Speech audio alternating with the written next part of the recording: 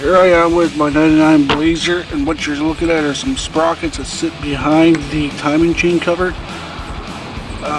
The one here that I'm pointing at there, this one's a little bit worn down, and the one right here to my left is the better one, so I'm going to be changing that. If you turn around and see where I got my finger placed, you can see a little bit of a chip there, so that was a problem for my engine to knock.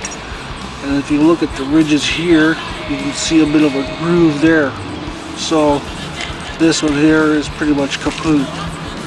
So I'm going to replace that with this one here where you see no ridges. Turn it around and there are no cracks, or not.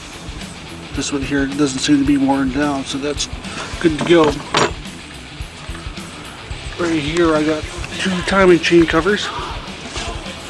This one here that I got my hand on, this one is broken. If you look right here on the corner where my thumb is, the crack there, my fault, so good thing here that I'm changing it. And here is the one that I'll be replacing it with, which is a better timing chain cover. So it's hot, it's sunny out, which is a good day to be working out.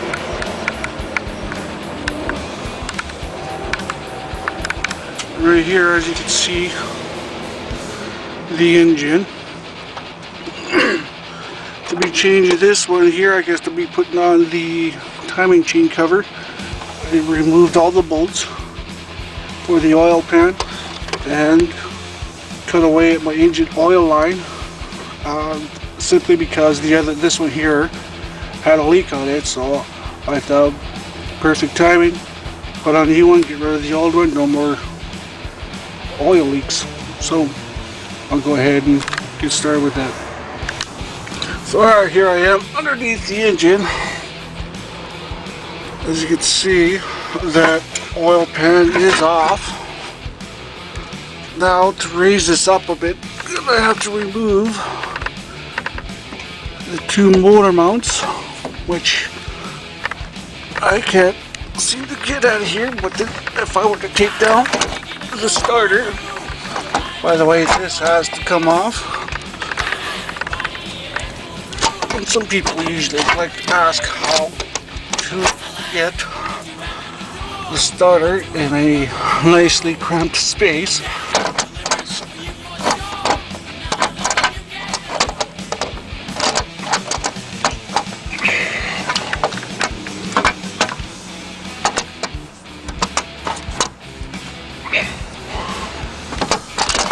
Oh yeah.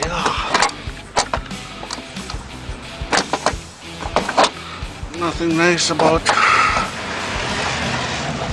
having your thumb squashed or crushed.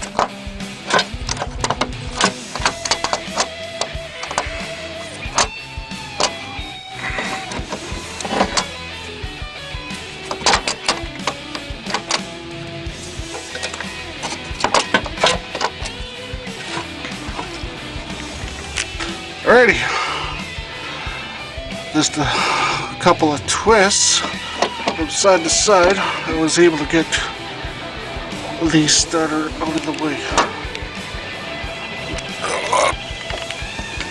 Now I have a little better access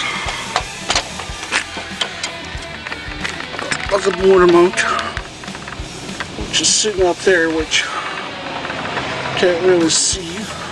But good thing is, starter is dangling down.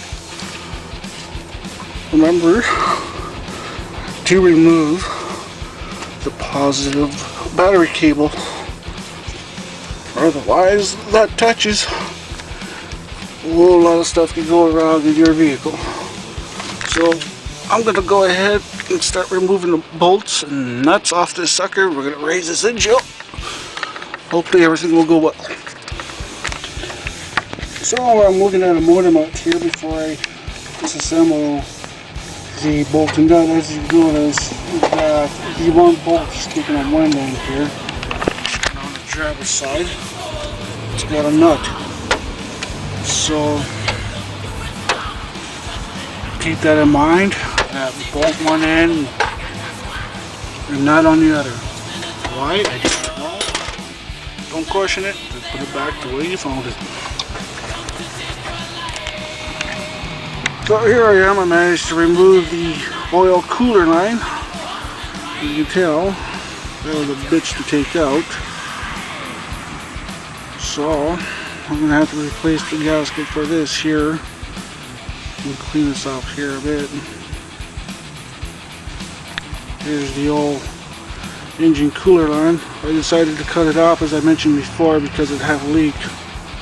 So here's the new one that's going to be going on. So I'll be having fun putting that back on. Shouldn't take too long though, hopefully. So when I get it all back up together, that'll be awesome. So here we are. I cleaned out this rear mounting seal where the oil cooler line will go to, so I cleaned it out. The areas where it must be cleaned, or otherwise you don't clean them, then what was the point of all that work putting it into your engine? I forgot to mention earlier that the sprocket there that went bad on me there, as you can tell, if you look at that crankshaft sensor, you can see the little grooves it's caused. That was a brand new sensor I just put in. Cost me over $100 for that. So for most of you people that don't know what a crankshaft sensor is, here it is. Probably take you 20 minutes most.